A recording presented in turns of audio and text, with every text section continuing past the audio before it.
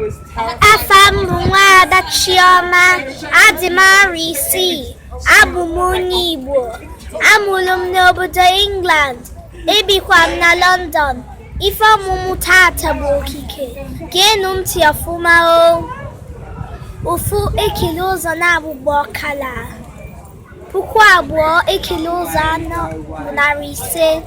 4 bụ 500, 1,000 ekele ụzọ na-abụ bụ 500, 500 ekele ụzọ na-abụ bụ 250, 2 ekele ụzọ na-abụ bụ 3 ekele ụzọ na-abụ bụ 1.5, 5 ekele ụzọ na-abụ bụ 2.5.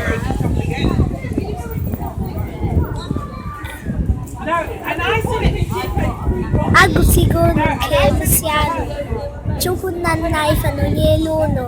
Abụ Nwada Chioma Ugegbe Oyibo.